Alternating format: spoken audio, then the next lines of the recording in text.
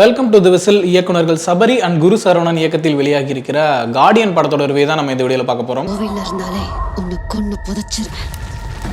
இது ஏன் இடம்?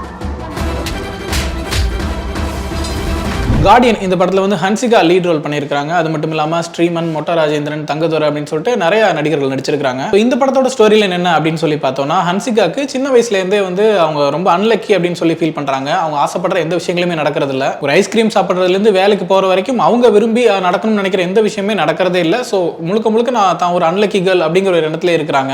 அவங்களுக்கு ஒரு குறிப்பிட்ட இன்சிடென்ட் நடக்குது. அந்த இன்சிடென்ட்க்கு அப்புறம் அவங்க மனசில் என்ன நினைச்சாலுமே நடக்குது. இது நடக்கணும் அப்படின்னு சொல்லி அவங்க சொல்கிறாங்கன்னா அது ஆட்டோமேட்டிக்காக நடக்குது. அது என்ன விஷயமா இருந்தாலும் சரி. அவங்களுக்கு சுத்தமா பிடிக்காத ஒருத்தவங்க செத்துறணும்னு சொன்னா கூட அவங்க செத்து போயிருவாங்க. அந்த அளவுக்கு அவங்க நினைக்கிற எல்லா விஷயங்களுமே நடந்துகிட்டு இருக்கு. ஏன் நடக்குது, எதனால நடக்குதுன்னு அவங்களுக்கு தெரியல. ஒரு கட்டத்துக்கு மேல அவங்களே நினைச்சாலும் அதை நிறுத்த முடியல. ஏன்னா அதெல்லாம் நிறைய கெட்ட விஷயங்கள் நடந்துகிட்டு இருக்கு. ஒரு ஸ்டேஜ்ல தான் தெரிய வருது ஹன்சிகாவை வேற ஒரு சக்தி இயக்கிட்டு இருக்குது. அந்த சக்திக்கு சில நபர்களை பழி வாங்க வேண்டி இருக்கிறதுனால ஹன்சிகா மூலமா அவங்களெல்லாம் பழி வாங்கிட்டு இருக்கு அப்படிங்கிறது. அந்த சக்தி யாரு, அவங்களுக்கு என்ன நடந்துச்சு, எதனால வந்து அவங்க இவங்களெல்லாம் பழி வாங்குறாங்க, அந்த ப்ராசஸ்ல ஹன்சிகாக்கு என்ன நடந்துச்சு, இதெல்லாம் தான் கார்டியன் படத்தோட மீதி கதை. ஃபர்ஸ்ட் இந்த படத்தோட பாசிட்டிவ்ஸ் என்ன அப்படின்னு சொன்னா, இது ஒரு உமன் சென்ட்ரிக் ஃபிலிம். சமீப நாட்களா தமிழ் சினிமால வந்து உமன் சென்ட்ரிக் ஃபிலிம்ஸ் அதிகமாக வர ஆரம்பிச்சிருக்கு வந்து கண்டிப்பாக வரவேற்க வேண்டிய விஷயம். அதுலேயும் குறிப்பாக த்ரிஷா, ஐஸ்வர்யா ராஜேஷ் மாதிரி ஹன்சிகாவும் அந்த மாதிரியான படங்கள் நடிக்க ஆரம்பிச்சிருக்க நம்ம கண்டிப்பாக பாராட்டணும். அடுத்ததான் இந்த படத்தோட பேசிக் ஐடியா. இப்போ நான் சொல்லிட்டு இருந்தேன் ஸ்டார்டிங்ல வந்து ஒரு பொண்ணு சின்ன வயசுலேருந்தே தன்னை பெரிய அன்லக்கி அப்படின்னு நினைச்சிட்டு இருக்காங்க. அப்படியான பொண்ணுக்கு ஒரு இன்சிடென்ட்க்கு அப்புறம் அவங்க நினைக்கிறது எல்லாமே நடக்க ஆரம்பிக்குது அப்படிங்கிற ஒரு பேசிக் ஐடியாவை ஒரு சின்ன ஃபேண்டசி இருக்கு. அது ரொம்ப இன்ட்ரெஸ்டிங்காக இருந்துச்சு. பட் அந்த இன்ட்ரெஸ்டிங்கான ஐடியாவை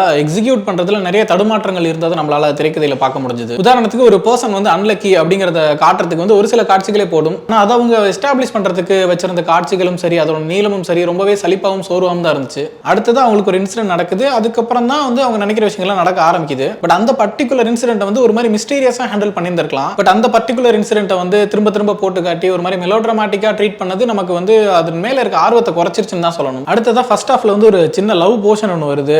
அதுக்கும் படத்துக்கும் எந்த வகையிலுமே சம்பந்தமே இல்லை. நம்ம தமிழ் சினிமாக்கள்ல ஹீரோ பேஸ்டு ஃபிலிம்ஸ்ல வந்து ஹீரோயினுக்கு பெருசா ஸ்கோப்பே இருக்காது. 2-3 காதல் காட்சிகள், 2 பாடல்கள் தவிர்த்து அவங்களுக்கு படத்துக்கும் கதைக்கும் எந்த சம்பந்தமும் இருக்காதுல்ல.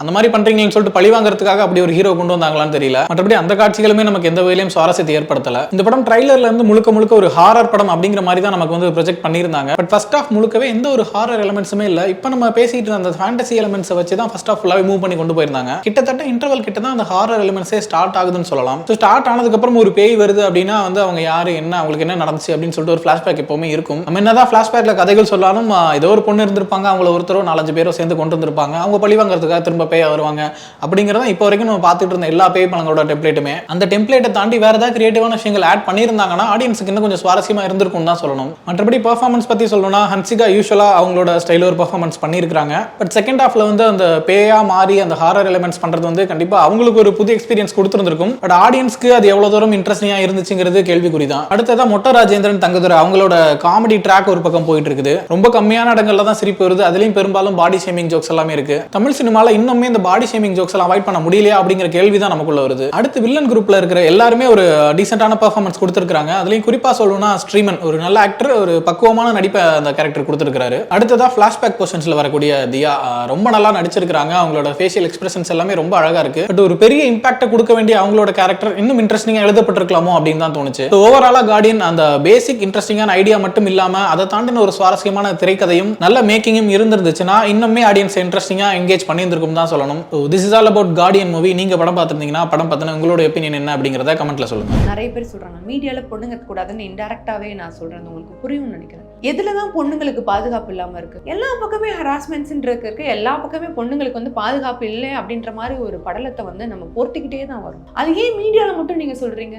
அவங்களுக்கு என்ன இருக்குன்றத ஃப்ரேம்ல பாருங்க, 4 செவத்துக்குள்ள பார்க்காதீங்க. அந்த செவத்தை தாண்டி வெளியே விடும் போது, ஏன்னா மீடியால ஒருத்தன் தெரிஞ்சுட்டா அவன் நின்னா நியூஸ், நடனா நியூஸ், தூங்கினா நியூஸ், சாப்பிட்டா நியூஸ், அவனா இருக்க விடுங்க. அப்படிலாம் நீங்க சொல்றீங்களா? அப்புறம் எதுக்கு நீங்க மீடியாக்குள்ள வந்தீங்க அப்படின்னு நீங்க கேட்டீங்க அப்படின்னா, ஆக்சுவலி வெளியே பார்க்க நான் ரொம்ப அமைதியா இருப்பேன், உள்ள ரொம்ப டெரரா இருப்பேன். லயா வந்து வெளியே ரொம்ப டெரரா இருப்பாங்க, உள்ள வந்து பயங்கர குழந்தை மாதிரி இருப்பா. எனக்கு கோவம் பயங்கரமா இருந்த கோவம் வந்தா நான் என்ன பேசுவேன்னு தெரியாது, என்ன பண்ணுவேன்னு தெரியாது. தளபதி மூவியை பார்த்தா நான் சுத்தி இருக்க ஆளுக அதெல்லாம் எதுவுமே பார்க்க மாட்டேன், கத்தி என்ஜாய் பண்ணுவேன். டை ஹாட் ஃபேன் ஆஃப் தளபதி. நான் வந்து பண்ணா இந்த இதுதான் பண்ணுவேன், பண்ணா ஹீரோயினை தான் பண்ணுவேன், இல்லை நான் குழந்தைக்கு அம்மாவும் பண்ண மாட்டேன், நான் வந்து அன்னி கேரக்டர் பண்ண மாட்டேன்.